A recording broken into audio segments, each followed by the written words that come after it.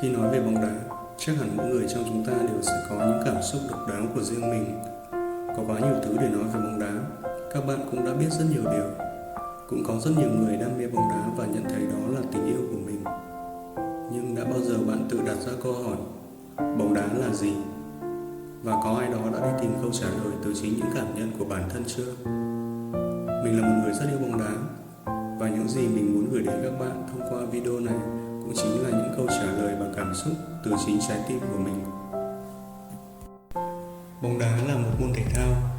Chúng ta gọi nó là môn thể thao vua, không chỉ bởi bóng đá có lượng người hâm mộ nhiều hơn bất kỳ môn thể thao nào khác, mà bóng đá còn là sự kết hợp tuyệt vời giữa các yếu tố trong thể thao. Để chơi bóng giỏi, bạn cần đến sự trí tuệ trong cờ vua, óc sáng tạo của Bia, tốc độ và sự bền bỉ trong điền kinh, sự nhịp nhàng trong bóng chuyền, độ chính xác trong bóng rổ, sự dẻo dai trong quần vợt, sức tỉ đè trong đấu vật, sự ổn định và tỉnh táo trong đua xe, sự tinh tế trong cầu lông, và đôi khi là nét nghệ thuật trong trượt băng. Chúng ta cũng đừng quên bỏ qua tinh thần đồng đội, đó là sức mạnh lớn nhất mà bất kỳ môn thể thao đồng đội nào cũng cần để có thể giành chiến thắng. Bóng đá là một trò chơi mà ai cũng có thể chơi. Tuổi thơ mỗi người chắc hẳn sẽ còn in sâu ngày trái bóng, dù chúng ta đá bóng ở đường phố, ở sân cỏ, đồng ruộng hay là bãi biển. Một trái bóng bằng da nghiêm chỉnh hay chỉ là những quả bóng làm từ bất kỳ thứ gì mà các bạn có thể nghĩ ra. Dù các bạn đá bóng trong những buổi chiều nắng vàng rượu hay những ngày mưa tầm tã, dù kết quả là thắng hay thua, dù bạn bè vui vẻ hay lời qua tiếng lại với nhau, thì tất cả điều đó đều là những trải nghiệm tuyệt vời và là những kỷ niệm không thể nào quên trong cuộc đời mỗi người. Nó làm chúng ta thêm yêu trò chơi này hơn bất kỳ trò chơi nào khác mà bạn đã từng chơi. Bóng đá là một môn học. Như chúng ta đã biết thì từ khi ra đời cho tới thời điểm này, bóng đá đã trải qua một chặng đường rất dài. Những yêu cầu về kỹ chiến thuật ngày càng cao. Vì để nắm lấy lợi thế trong mỗi trận đấu và giành chiến thắng, bạn phải có phần nào đó chuyên môn cao hơn đối thủ. Vì thế nên muốn đá bóng giỏi thì chúng ta luôn phải học hỏi những kiến thức về bóng đá. Các trường phái mà bóng đá đã sản sinh ra và tồn tại cho đến ngày nay cũng chính là nhờ những sự rèn luyện và học tập. Chúng ta từng biết đến trường phái bóng đá tấn công tổng lực, điển hình là đội tuyển Hà Lan năm 1974, hay trường phái phòng ngự phản công Catenaccio từng giúp Inter Milan lên ngôi tại châu Âu những năm 60. Nó cũng giúp đội tuyển Ý xây dựng nên lối chơi chặt chẽ và hiệu quả của mình sau này. Nó sẽ còn tiếp diễn, sẽ còn nhiều thứ bóng đá khác nữa được tạo ra để thích nghi với thời cuộc, và những người đi trước sẽ là những người thành công. Đội tuyển Tây Ban Nha là một ví dụ. Họ từng bị gán biệt danh ông vua vòng loại vì thành tích tệ hại ở các vòng chung kết. Họ biết muốn thành công thì phải tạo ra sự khác biệt. Lối chơi kiểm soát bóng và ban bật một chạm tiki-taka huyền thoại lấy nền tảng từ câu lạc bộ Barcelona đã giúp họ lần đầu chạm tay vào cúp vàng thế giới năm 2010, trước và sau đó là 2 chức vô địch Euro. Họ cũng đi vào lịch sử khi đã trở thành đội tuyển đầu tiên bảo vệ thành công chức vô địch châu Âu. Chúng ta cũng biết đến huấn luyện viên Jose Mourinho, cái tên đã rất đỗi quen thuộc với bóng đá đương đại. Ông là người đã nâng tầm khái niệm khoa học trong bóng đá. Từ bóng đá phòng ngự phản công đầy toan tính nhưng lại rất khoa học là vũ khí giúp ông thành công tại nhiều đội bóng khác nhau như Porto, Chelsea, Inter Milan hay Real Madrid. Tất cả điều đó đã phần nào nói lên sự thành công cho những sự nghiên cứu và học tập trong bóng đá. Bóng đá chính là nghệ thuật, và thật may mắn nếu bạn đã từng được chứng kiến những đôi chân ma thuật trên thế giới này chơi bóng. Ronaldinho, Messi, Iniesta, Pirlo, Neymar, Ricardo Quaresma hay JJ Okocha. Với họ, chơi bóng không đơn thuần chỉ để giành chiến thắng, mà họ còn là những nghệ sĩ cùng nhau tạo nên vẻ đẹp thuần khiết của bóng đá. Và chính họ đã thực sự mang bóng đá chạm gần đến trái tim của những người hâm mộ. Đôi khi cổ động viên của Real Betis đến sân để cổ vũ cho đội nhà, và rồi trong một khoảnh khắc kỳ diệu đã cùng nhau đứng lên để giành những tràng pháo tay tán thưởng trong một bàn thắng điệu nghệ của Lionel Messi vào lưới đội bóng của họ vào tháng 11 năm 2019. Bóng đá còn là một nét văn hóa. Các bạn có thể nhận thấy rõ ràng điều này ở Anh, Đức, Ý hay Tây Ban Nha. Nơi đây mọi người yêu bóng đá cuồng nhiệt và bóng đá gần như là món ăn tinh thần không thể thiếu. Xem bóng đá mỗi cuối tuần và cổ vũ cho câu lạc bộ mình yêu mến đã là nét truyền thống đặc trưng của họ. Nếu nói đến bóng đá thì chúng ta không thể không nghĩ đến ngoại hạng Anh, Serie A, Bundesliga hay La Liga. Những giải đấu không chỉ có chất lượng chuyên môn cao mà còn có sự cổ vũ cuồng nhiệt của các cổ động viên trung thành. Và như một làn sóng vĩnh cửu không ngừng nghỉ, tình yêu bóng đá ngày càng đi sâu và trở thành một nét văn hóa trường tồn ở nhiều quốc gia. Nó truyền tải một thông điệp hình tròn đến toàn thế giới. Bóng đá còn là sự biểu trưng cho tinh thần quốc gia. Thế giới đã từng biết đến biệt danh cỗ xe tăng Đức bởi sự lạnh lùng và tinh thần thép trong thi đấu. Đó cũng chính là những cá tính của người Đức. Chúng ta cũng dễ dàng nhận ra ý chí quật cường của người Nhật, nét lãng mạn của người Pháp hay sự chặt chẽ của người Ý thông qua lối chơi của họ. Bóng đá chính là cuộc sống. Có thể Anh là đất nước sản sinh ra bóng đá và bóng đá phát triển mạnh mẽ nhất tại đây, nhưng Brazil mới chính là thiên đường của bóng đá. Những đứa trẻ tại đây trưởng thành cùng năm tháng với những trái bóng tròn. Chúng ta có thể thấy chúng đá bóng mọi lúc, mọi nơi, hầu như không bao giờ biết chán. Và hơn hết, mỗi đứa trẻ này đều mang trong mình sự khao khát, đam mê cháy bỏng. Mỗi cậu bé Brazil luôn mơ ước một ngày nào đó được trở thành cầu thủ chuyên nghiệp, khoác lên mình màu áo đội tuyển quốc gia. Hoặc có tệ lắm thì họ cũng sẽ luôn trở thành những cổ động viên cuồng nhiệt nhất trên thế giới này. Chính những điều đặc biệt đó đã khiến Brazil sản sinh ra rất nhiều tài năng kiệt xuất trong bóng đá, và điển hình là người ngoài hành tinh Ronaldo hay vua bóng đá Pele. Những biệt danh đã nói lên sự đặc biệt của họ trong lịch sử bóng đá thế giới. Có lẽ nhiều người trong chúng ta còn thắc mắc tại sao Brazil có thể vô địch thế giới tới 5 lần, điều mà chưa đội bóng nào có thể làm được. Lý do có thể có rất nhiều, nhưng lý do đơn giản nhất là bởi vì bóng đá chính là cuộc sống của họ. Nếu một ngày nào đó bạn đến Brazil và hỏi mỗi người ở đây rằng tại sao ai cũng chơi bóng đá, thì họ sẽ hỏi lại bạn rằng tại sao bạn lại thở. Bóng đá là tình yêu và đam mê cháy bỏng. Sergio Ramos từng nói rằng trái bóng không bao giờ lừa dối bạn. Những cảm nhận như vậy xuất hiện khi bạn nhận ra trái tim mình đã chung nhịp đập với bóng đá. Và nếu bạn chơi bóng mà không có tình yêu và đam mê thì đó không còn thực sự là bóng đá. Tình yêu mang lại hạnh phúc và giúp bạn xoa dịu những vết thương mỗi khi chơi bóng. Còn đam mê sẽ giúp bạn gắn bó và theo đuổi về bóng đá suốt cuộc đời, dù có trải qua bao khó khăn thăng trầm. Tại Brazil, đường phố là trường đại học tốt nhất mà bạn có thể theo học. Phát biểu ấy đã phần nào phản ánh những ngày tháng cơ cực của Ronaldo de Lima. Ronaldo và rất nhiều cầu thủ khác có xuất thân từ tuổi thơ cực khổ, nhưng chính tình yêu và đam mê về bóng đá đã tạo ra những điều kỳ diệu thay đổi cuộc đời của họ. Bóng đá không chỉ chơi bằng đôi chân và cái đầu, mà hãy chơi bằng cả trái tim. Đó là điều mà các bạn luôn cần ghi nhớ trong bóng đá.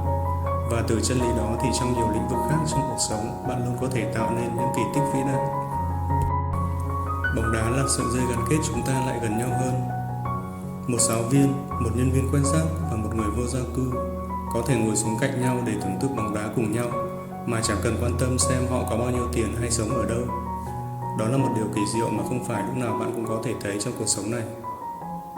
Bóng đá đã giúp phần gắn kết các vùng miền và các dân tộc trên toàn thế giới. Tất cả các giải đấu được tạo ra không chỉ để lấy thước đo về trình độ chơi bóng, mà nó còn là ngày hội để tất cả mọi người có thể chung vui, được giao lưu văn hóa, được du lịch mọi nơi, được tìm hiểu thêm về đất nước bạn bè. World Cup tổ chức 4 năm một lần là ngày hội mà tất cả mọi người trên thế giới đều muốn tham gia. Ở đó không phân biệt màu da, không phân biệt tầng lớp xã hội, không phân biệt văn hóa. Ở đó chỉ có những tiếng reo hò cổ vũ, những nụ cười chiến thắng xen lẫn những giọt nước mắt thất bại, và cả những cái ôm an ủi mà các cổ động viên mỗi đội tuyển dành cho nhau. Theo mình, điều đó thực sự ý nghĩa không kém chiếc cúp vàng danh giá mà các đội bóng luôn cố gắng để chạm đến. Bóng đá còn rất nhiều khái niệm. Chúng ta sẽ không bao giờ có thể liệt kê hết bởi bản thân nó luôn là điều kỳ diệu trên thế giới này. Nhưng có một khái niệm quan trọng nhất và cũng là điều sau cùng mà mình muốn gửi đến tất cả những người yêu bóng đá. Bóng đá chính là bài học cho cuộc sống. Hãy cùng nhắm mắt lại và đưa cảm xúc của bạn trở về hai trận chung kết C1 năm 1999 và 2005. Và bạn hãy tự hỏi mình rằng cho đến phút 90, liệu MU còn cơ hội trước một Bayern Munich quá chắc chắn hay không? Sau hiệp 1 đầy ác mộng của Liverpool trước AC Milan, có phải bạn đã nghĩ đến việc tắt TV mà không dám xem tiếp? Tất nhiên đó là những tình huống cực kỳ khó khăn. MU và Liverpool gần như đã hết hy vọng. Nhưng có một câu châm ngôn mà mình rất thích: nghịch cảnh là một phần của cuộc sống. nó không thể bị kiểm soát. Cái có thể kiểm soát chính là cách chúng ta phản ứng trước nghịch cảnh. Và kết quả sau đó ra sao chúng ta đều đã biết. MU ghi liền 2 bàn thắng chỉ trong vòng 3 phút để giành lấy chiến thắng chung cuộc. Còn Liverpool đăng quang đầy cảm xúc sau cuộc lội ngược dòng thần thánh của mình trong đêm Istanbul huyền ảo. MU và Liverpool đã thực sự vượt qua nghịch cảnh để tạo nên những kỳ tích vĩ đại trong lịch sử của mình. Thành quả đó là hoàn toàn xứng đáng với những phút thi đấu xuất thần và tinh thần không bỏ cuộc của họ. Nói đến tinh thần, chúng ta còn nhớ mãi về màu xanh hy vọng của Chelsea năm 2012. Về chuyên môn, Chelsea năm đó không được đánh giá cao, nhưng đội bóng này có một thứ sức mạnh tinh thần kỳ lạ. Một thế hệ vàng đã chinh chiến không mệt mỏi trên đấu trường C1 nhiều năm. Họ thua đau đớn MU trên đất Nga bởi cú trượt chân định mệnh của đội trưởng Loteri, bị Barca loại trong một trận đấu có khá nhiều chỉ trích dữ dội từ phía các cầu thủ Chelsea và cả người hâm mộ cho vị trọng tài chính, người mà sau này cũng đã có lời thừa nhận sai sót về một trận đấu mà ông đã không có được sự sáng suốt tốt nhất. Chiếc cúp bạc danh giá ngày càng trở nên xa vời với những chàng trai màu áo xanh của thành London. Tưởng chừng mọi khổ đau chỉ đến với họ, nhưng rồi số phận cũng mỉm cười với những người biết nỗ lực. Cúp C1 năm đó, Chelsea đã có cuộc lội ngược dòng không tưởng ở tứ kết trước Napoli, phục thủ thành công Barca dù bị đuổi một người trên sân Nou Camp. Hạ BN trên loạt đấu súng sở trường của họ, đăng quang trên chính sân nhà của họ trong sự ngỡ ngàng của thế giới bóng đá. Có thể đó là sự đền đáp của số phận, sự công bằng mà chúng ta thường mong có được trong cuộc sống.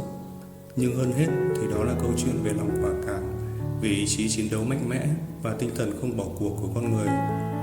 Từ chính những câu chuyện về MU, Liverpool hay Chelsea, chúng ta nhận ra rằng cuộc sống này không thể lúc nào cũng vui vẻ và hạnh phúc. Sẽ có những lúc chúng ta cảm thấy khó khăn, hoặc có những điều đã xảy ra khiến chúng ta rơi nước mắt và muốn gục ngã. Nhưng việc của chúng ta không phải là bỏ cuộc hay giữ mãi đau khổ trong quá khứ, mà phải cố gắng để vượt qua khó khăn. Nhìn về tương lai và nhờ cố gắng, chúng ta sẽ được đền đáp một cách xứng đáng. Chắc hẳn ai trong chúng ta cũng đều biết về Messi và Ronaldo. Hai cầu thủ thay nhau nắm giữ danh hiệu quả bóng vàng liên tục trong 11 năm gần đây. Họ thực sự là những tấm gương không chỉ cho các cầu thủ trẻ, mà còn cho tất cả mọi người noi theo. Lionel Messi, cầu thủ đầu tiên giành 4 quả bóng vàng liên tiếp, có một thể hình khá yếu ớt khi còn bé, cùng với một chiều cao khiêm tốn.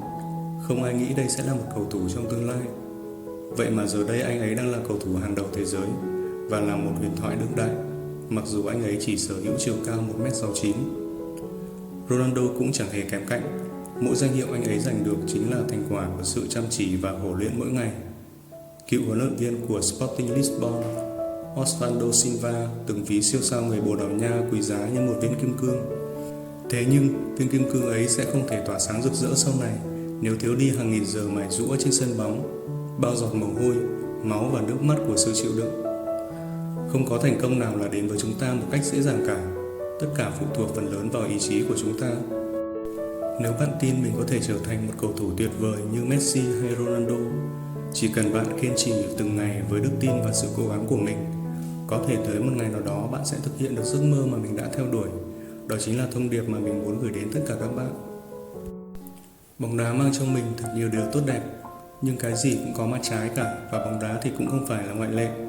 Về bản chất, bóng đá không thể trở thành một khái niệm xấu, nhưng có khá nhiều trò chơi lợi dụng bóng đá để kiếm lời hoặc dẫn đến bạo lực mà bạn có thể trở thành nạn nhân của nó.